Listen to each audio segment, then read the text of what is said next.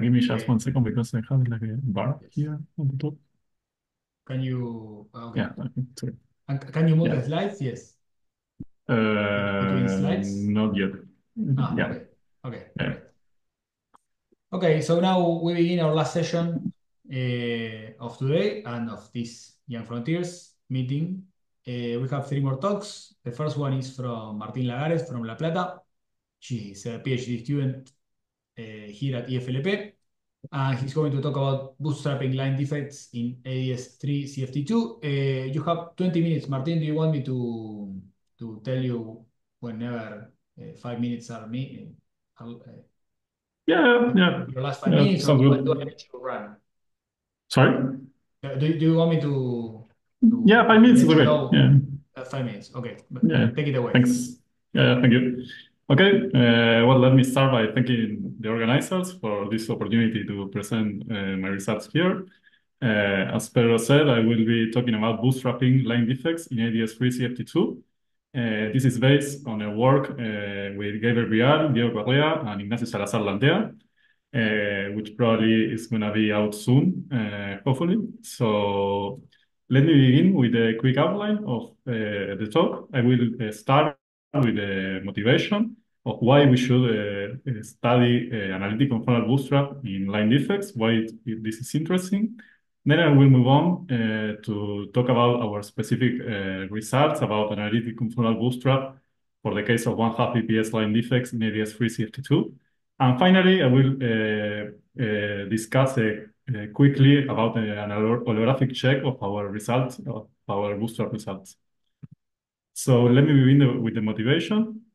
So as many of you know, in theories that have holographic duals, the perturbative series at strong coupling is organized in terms of Witten diagrams.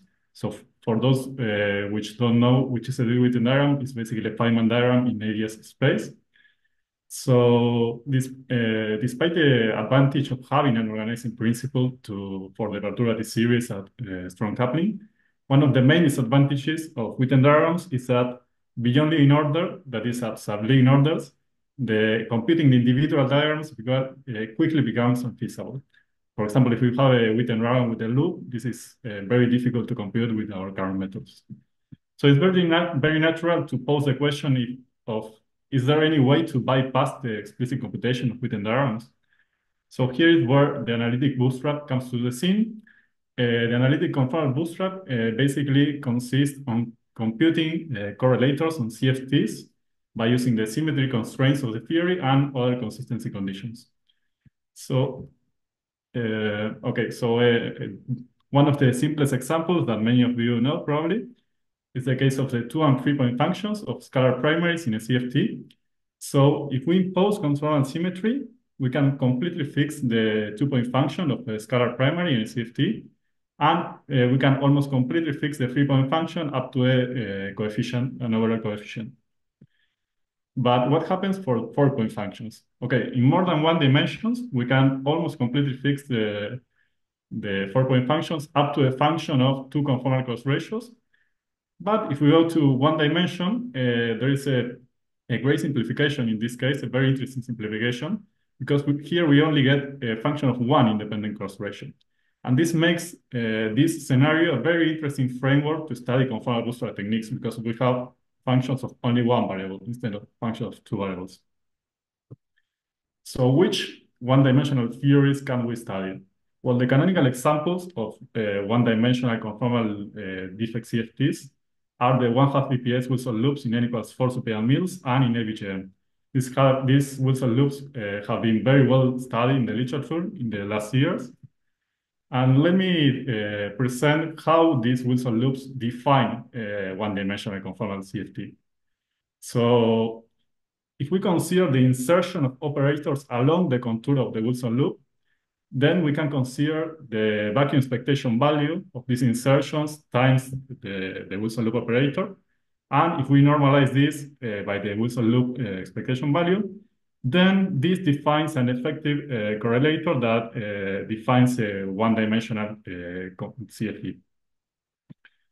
So bootstrap techniques, analytic conformal bootstrap technique, have been applied for this type of one-dimensional defects in the literature.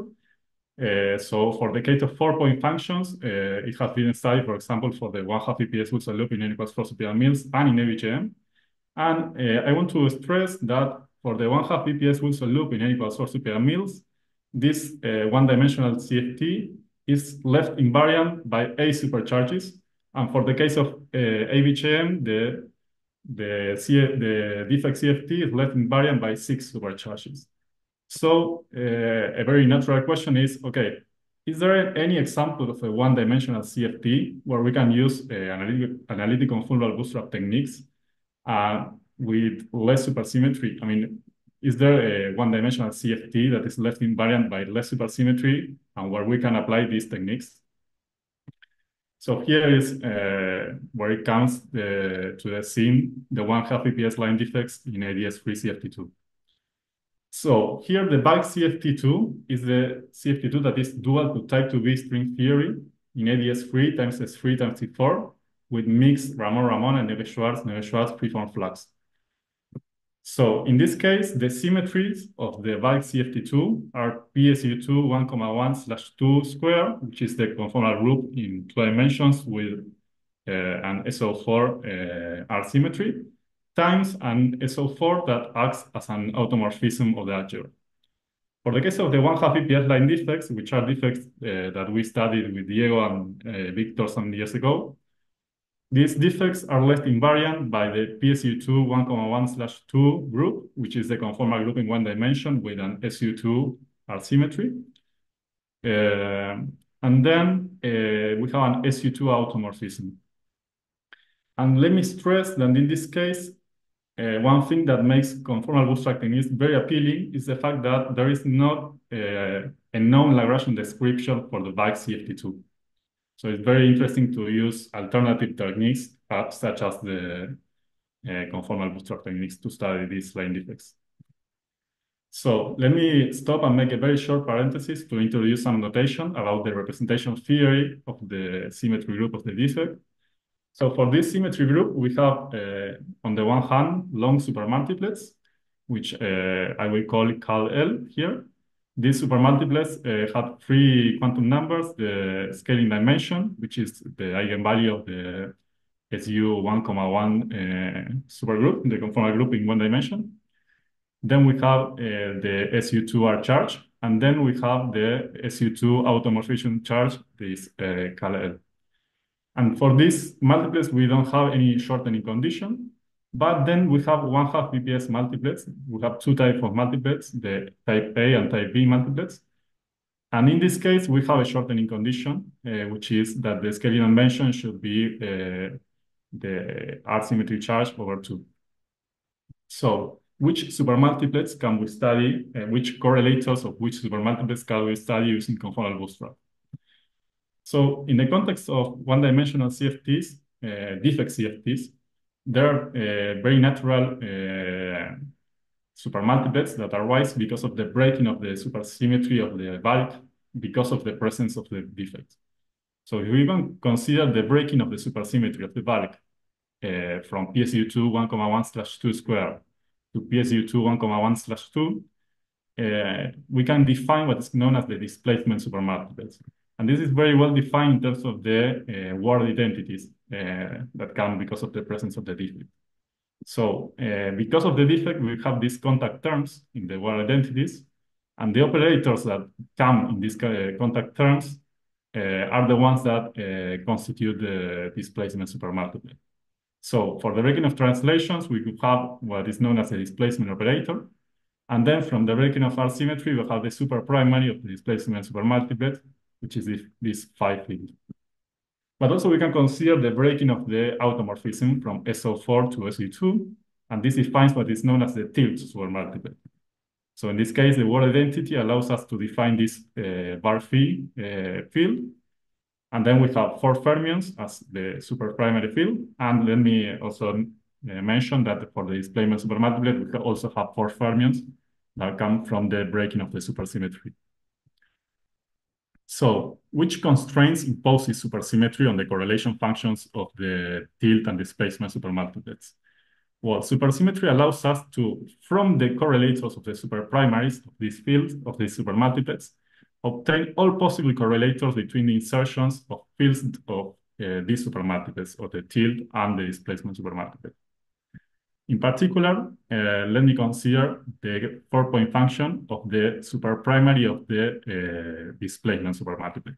So here I'm introducing a y auxiliary variable it's an R symmetry auxiliary variable which allows me to define a field that is a scalar under the R symmetry. So I consider the 4-point functions of these scalar fields. And with supersymmetry, we can show that depends on a function of two coarse ratios, the space-time coarse ratio and an R-symmetry coarse ratio. And then with supersymmetry, we can show that this function f depends on a constant d0 and two functions of the space-time coarse ratio chi. Similarly, for the 4-point function of the superprimary of the tilde supermultiplet, in this case, I'm introducing another auxiliary variable for the automorphism. In this case, supersymmetry constrains this 4-point function to depend on two constants, T1 and T2, and two functions of the space-time coarse ratio, H1 and H2.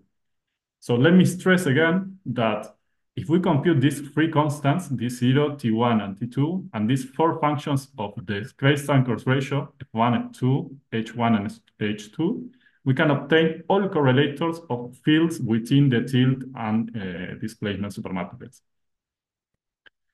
So which information are we using now to obtain these functions and these constants? Well, on the one hand, we will use what is known as the OPE expansion of these correlators, which is we can show that it's completely fixed by superconformal symmetry to this OPE expansion in terms of these short supermultiplets and long supermultiplets. And from this, we can get the expansion in terms of superconformal blocks for both supercorrelators. Here, the superconformal blocks have an R-symmetry component, an automorphism component, and a conformal component. So at lead order, we can obtain the result from weak contractions, basically. And then from this, we can obtain the free constants and the four functions. And from this, by comparing with the superconformal block expansion, we can obtain the leading order CFT data of the defect. So what happens on the next leading order? Which are the constraints that we're going to impose for the analytic bootstrap? When on first place, we have to decide which ansatz to propose. And we propose an ansatz based on some intuition that is based on the Witten diagrams that contribute the next to leading order. I mean, we don't compute explicitly yet these Witten diagrams, but we use some intuition based on which do the Witten diagrams contribute. And from this, we know that there should be an ansatz, we should propose an ansatz in terms of logarithms and rational functions, which is basically this ansatz that's presented here. On this ansatz, we will impose on the first place crossing, which is a symmetry that relates correlators with points 1 and 3 exchange, and it basically imposes these two conditions here. Also, we will impose braiding, which is a symmetry that is inherited from an identity of the conformal blocks. The identity is basically this identity of the hypergeometric functions. And at the level of the correlator, this identity translates into these two conditions here for the f and the h function. Then we will impose that the correlator should be consistent with their own OP expansion, that is with these expansions for the f and the h function in terms of the superconformal blocks. And one of the things that this consistency with the OPE imposes is that there are certain boundary conditions that the functions of the space-time closed ratio should satisfy. These boundary conditions are at the chi to 0 limit and at the chi to y limit, to 1 limit, sorry. And last, we will impose a certain behavior of the anomalous dimensions of the theory. In particular, we will impose that the fact that the more irrelevant the interactions that contribute to the next to leading order term of the correlators. What I mean by this. So let us consider the Witten diagrams that contribute to the next to leading order term of the correlators. So in the AdS2 dual, we have certain interaction terms that contribute to these Witten diagrams. So the more irrelevant these interaction terms, the bigger the growth of the anomalous dimensions of the exchange long supermultiplets in the OPE in the limit where these anomalous dimensions go to infinity. So to be more precise, based on a comparison with the already known n equals 4 superior Mills and ABGN cases, we will impose that these anomalous dimensions of the exchange long multiplets should behave as delta square in the limit of large anomalous dimensions. Finally, we will impose these constraints for the anomalous dimensions of the long multiplets with zero charge for both the R symmetry and the automorphism. In view of time, I won't expand too much on this constraint, but this is basically justified in the fact that we can obtain our line defects from a limit. I mean, the bulk CFT2 is dual to, in this case, to AdS3 times S3 times C4 to string theory in this background. But this CFT2 can be obtained from a limit of string theory in AdS3 times S3 times S3 times S1. And this limit allows us to justify this assumption. So with these constraints, we managed to constrain the correlators of the tilt and the displacement supermultiplet up to two constants, these OPE coefficients, B tilde. And from this, we obtain the CFT data and X2 in order. We obtain this, the anomalous dimensions and the OPE coefficients.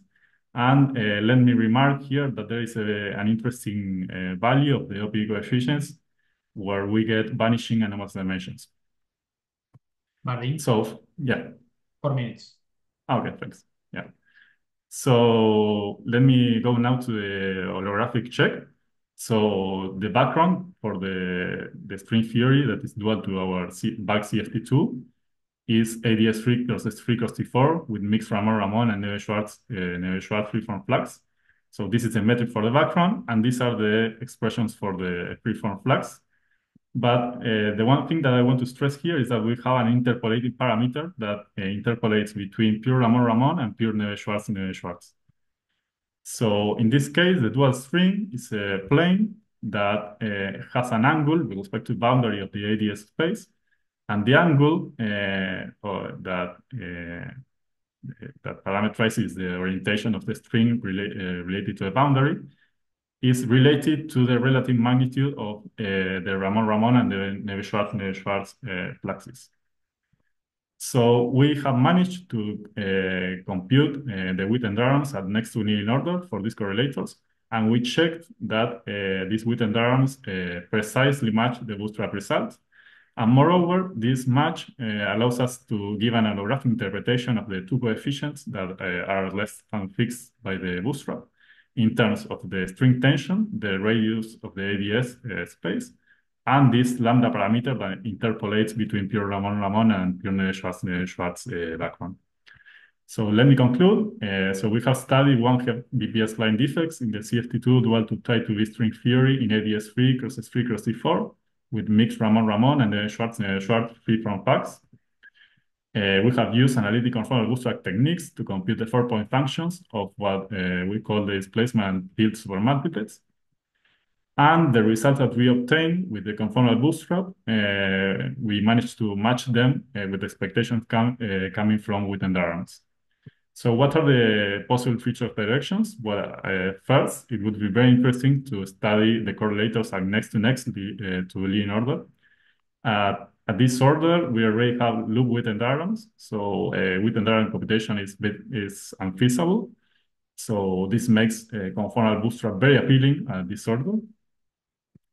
Then it would be interesting to consider 1/2 BPS line defects in the dual to string theory in AdS3 cross S3 cross S3 cross S1, which is a more general background to the one that we studied. Also, it would be very interesting to consider line defects with even less supersymmetry, and a possible proposal is the 1/6 BPS Wilson loop of ABGM, which is left invariant under 2 supercharges only. And finally, it would be very interesting to study the bootstrap of higher point functions in the context of these line defects. So thank you very much.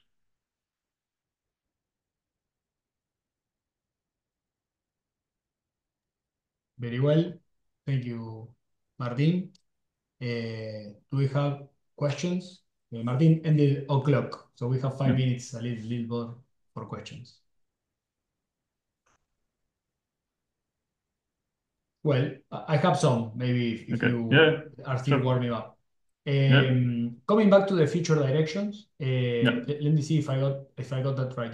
You're saying that Witten diagrams is quickly becomes unapproachable. So the Yeah. idea of going to next to leading order is from the side of the CFT, right? In which you have Exactly. better tools than Witten diagrams to compute stuff. Exactly. The idea is to try to use these analytic bootstrap techniques that we study at next to linear order, but to go to next to linear order with these bootstrap techniques. This has already been done in the AVGN case, for example, and in the Mhm. N equals 4 pyramid case. So it would be interesting to apply it to this platform. And which is the parameter in the CFT? Could you repeat me? The parameter is, is the coupling expansion, yeah, strong coupling. Okay. Yeah. Okay. Okay. Could you show me again the metric in which you expanded Yeah, sure. in ADS? Yeah. So Ah, this okay. is metric here. This ADS3. Okay. Okay. And it says 3 times Okay. C4. But you have an F3 and H3. Okay. Okay. So okay. Yeah, we have a compact sphere, yeah.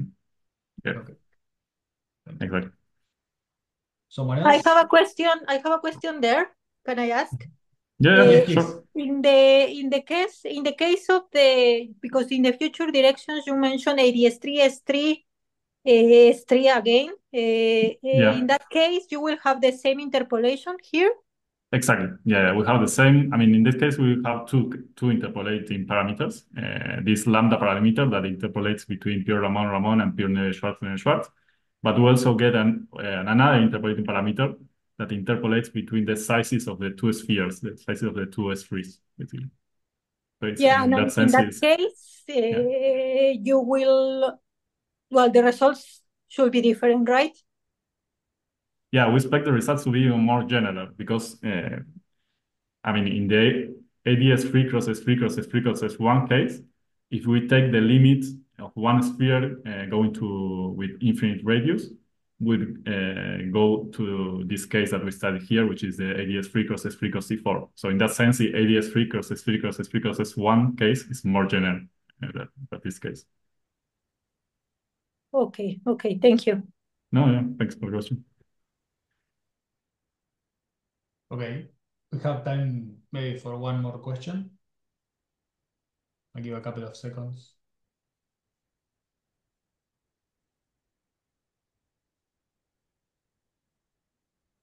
Last chance. Okay. Well, we thank once again, Martin. Thank you very much for your talk. Thanks.